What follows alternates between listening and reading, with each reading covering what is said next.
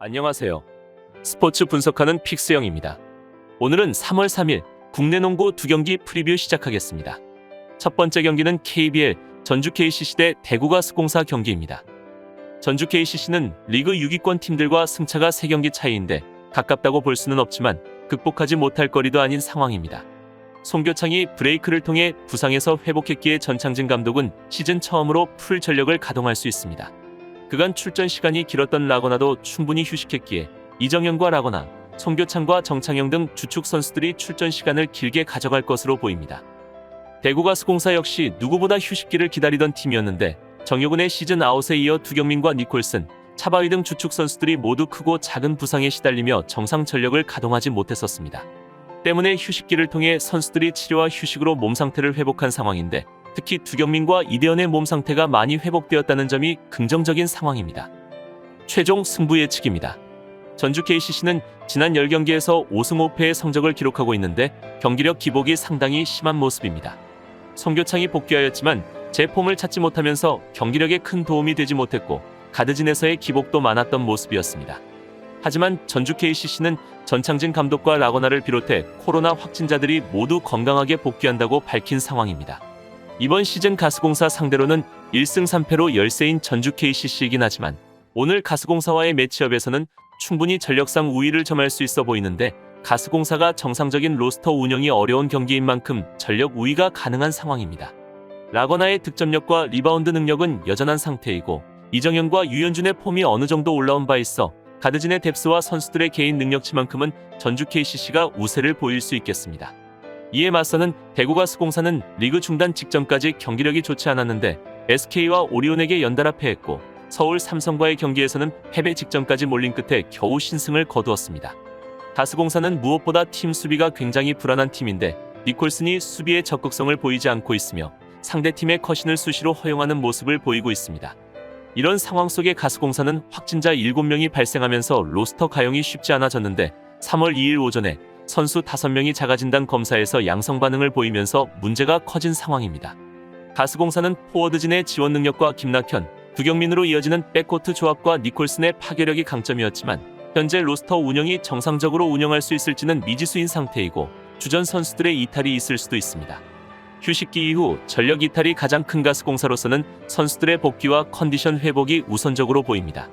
그렇다면 이번 맞대결에서 가스공사는 현재 로스터 구성이 쉽지 않은 상황이며 핵심 선수 이탈도 예상되는 상황이라면 정상적인 전력이 아니기 때문에 경기력 저하를 피할 길이 없어 보입니다. 전주 KCC의 가드진이 풍족한 상태이고 전력 이탈이 없는 만큼 가스공사로서는 전력 열세가 예상되는 상황입니다. 결국 당일 이동에 따른 피로 누적 그리고 코로나 변수로 인한 전력 감소 등을 극복하기는 어렵다고 보이므로 이정현을 비롯해 유현준 등 가드진의 폼이 올라온 것으로 보이는 전주 KCC가 앞서 나갈 수 있는 경기라 예상되기에 이번 경기는 전주 KCC 마엔승 추천드립니다. 여기서 잠깐 스포츠 분석하는 픽스영입니다.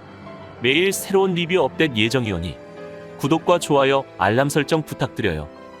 두 번째 경기는 KBL 수원 KT 대 창원 LG 경기입니다.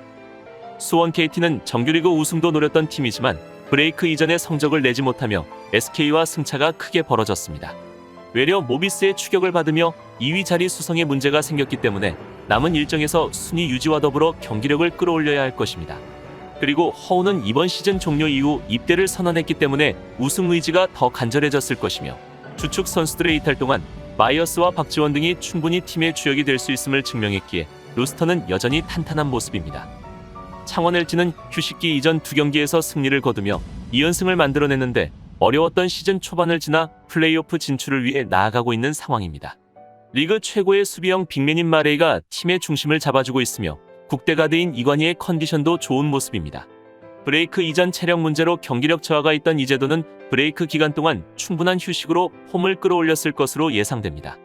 최종 승부 예측입니다.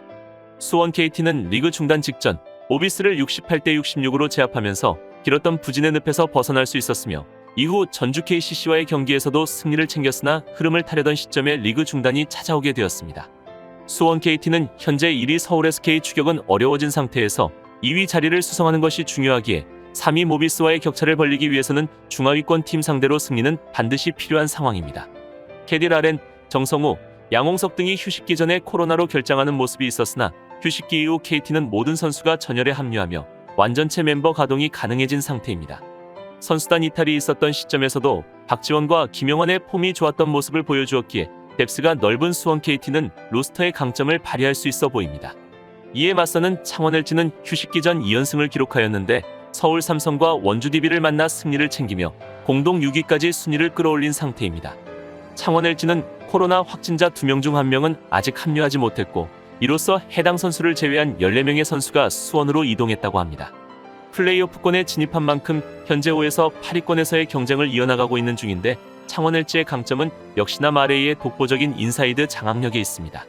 마레이는 20득점 15리바운드 이상의 활약을 보이면서 영향력을 발휘하고 있으며 사무엘스와 이승우의 활약도 창원 LG에게는 큰 힘이 되어주고 있는 상황입니다. 아쉬운 부분은 연승한 경기에서도 주전 자원으로 나서는 이재도와 이관희가 좋지 못한 폼을 보였던 만큼 이들의 폼이 올라와야지만 승산이 있어 보입니다.